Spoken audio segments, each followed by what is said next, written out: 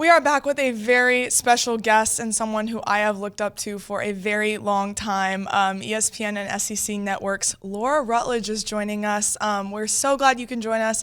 And how is this week treating you after being at the college football playoff semifinal? Yeah, I'm so happy to be with you. And thank you for the kind words. You're so sweet.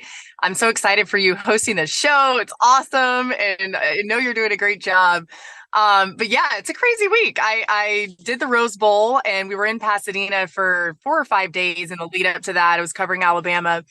Craziest game I think I've ever seen. And I've done a lot of games in my day, but that one was just unbelievable. And for it to be on that stage with so many eyeballs on that game and so many people watching to see what Michigan and Alabama would do. Just what an incredible game. Credit to all the players, but definitely the Michigan players and Michigan team overall, just being prepared the way that they were. It was just unbelievable. So did that game. And then I took a red-eye flight back to New York, then got in a car to get to Connecticut, and I hosted NFL Live yesterday and then hosting NFL Live today. And then I am heading to Baltimore tomorrow for the Week 18 Ravens Steelers game that we're doing. So just trying to figure out what's going on right now, but that's kind of a normal week for me at this point in the year. So I'm very thankful either way to be able to do it. Yeah, sounds pretty chaotic.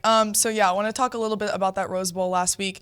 You're on the sidelines, and just for such a iconic game, honestly, with the way it finished. Could you just take us through your thoughts while you are on the sideline preparing for an ending like that, and then ultimately the overtime finish with Michigan coming out on top? Yeah, it's wild when you're down there. And of course, we have our broadcast obligations. So we know that I knew that if Alabama was winning, I was getting the head coach interview. And then Holly Rowe would get a player interview. And then if Michigan won, Holly would get Harbaugh, and then I would get a Michigan player. So as time's winding down, you're watching the game and you're taking everything in and you're observing to potentially provide a sideline report just based on what you're seeing down there. But you're also trying to think of questions for multiple people because you don't know who you're going to interview when the game is that close and that crazy at the end. So I was going through probably about 28 different iterations of interviews that never happened, thinking what I would ask and, focusing on that. And then also making sure I was focusing on the game. But it was just one of the coolest things. I was saying to somebody, I don't think I've ever been at a game where you felt like every single person in the stadium, it didn't matter what their role was, whether they were a fan, whether they were working the game, they were all holding their breath to see what would happen. It was just that was such a cool thing as a collective group of people to witness. So really, definitely the adrenaline was rushing high. And it was funny when we ran out on the field after Michigan had won, we knew we were going for JJ McCarthy, the Michigan quarterback, but he was trying to find a rose. And if you watch the interview, I asked him why he was trying to find the rose, and he ended up explaining that he was superstitious. He didn't want to touch a rose all week until they won. And it's a Stanley Cup thing, which is really cool. But he was looking everywhere for a rose. So at one point, while we were waiting for them to toss to us, I was like trying to find him rose petals because I was like, maybe that's something. So I handed him a handful of rose petals and he was like, that's cool, but that's not the actual rose. And ended up somebody got him a rose. But I mean, this was happening in, a matter of 90 seconds or something. So it's pure chaos down there, but so much fun. Man, that's an awesome story. So, I mean, the national championship is in our neck of the woods down in Houston coming up on Monday. What do you make of this matchup between Michigan and Washington? Well, I'm so excited for both of these teams. I mean, what we saw Washington do and Michael Penix Jr. do is just absolutely unbelievable. Some of the throws in that game against Texas, I keep watching them on repeat because they're absolutely outstanding. And I think he's a player that in a lot of ways, despite being a Heisman finalist and, being somebody that a lot of people have talked about, I think he's flown under the radar in some ways. Just not enough people watch those West Coast games. And it's just unfortunate part of the time zones in the United States. I don't know how else to put it, but they're a fun team. They're a well-coached team, but their offense is so much fun. I think against this Michigan defense that we saw confuse Alabama and put Alabama off rhythm, it's going to be really fascinating to see how they try to attack Washington's offense. And then I think for Michigan's offense, we've just seen JJ McCarthy and this team. Blake Corum is the best player on the field. They just don't take no for an answer, even when it even seemed like they were going to start that Rose Bowl game off with a pick. It didn't end up being a pick, but they just don't care. Anything that doesn't go their way, they keep fighting back. And I think that's why they're going to be a force to be reckoned with in this one. Yeah, we're looking forward to that one, but want to talk some A&M just while we're here in Aggieland.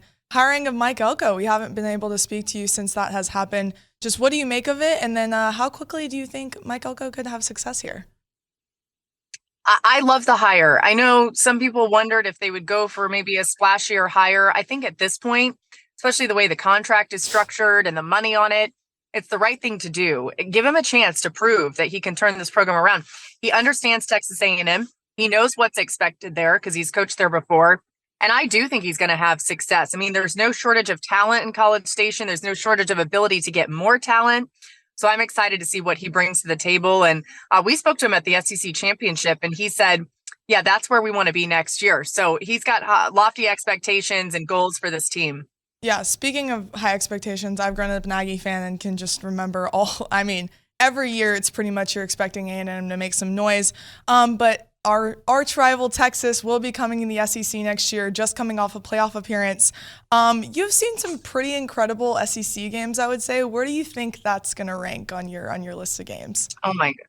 I'm so excited about it. I mean, I've never experienced these two teams and the rivalry in person. So to be able to hopefully be there and see it, or at least be close to it, I'm so pumped. I mean, I've only heard from all my A&M friends how much they can't stand Texas, and vice versa from the Texas people. So I think there's a lot of dislike there, I would put it. And then also there's so many storylines between these programs and the connectivity between them, just being in the great state of Texas. So I can't wait for that. And I think it's going to give us a preview of a lot more years to come with really some high stakes in the SEC. Mm-hmm. You may be one of the best compartmentalizers just with your roles in college football and then also professional football. How are you able to focus just on one thing at a time when you obviously have a lot going on?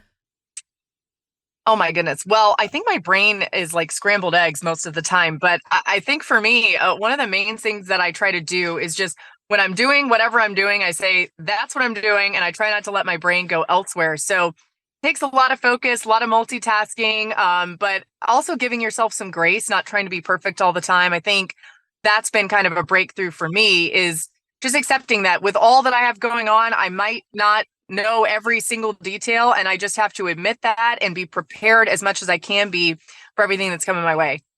Yeah, before I let you go, I just want to quickly say that I have admired you for more years than I can ever remember. You are like a heavy reason that I'm sitting in this chair right now, honestly. So it was an honor just to talk some football with you. I appreciate it. Oh my goodness. Thank you. You made my day. You're so sweet and you're doing an awesome job. So never forget that. Keep going. And I'm so proud that I could have any small piece in what you're doing and what your career will be. That's so cool. Thank you, Laura. That is Laura Rutledge of ESPN and SEC Network.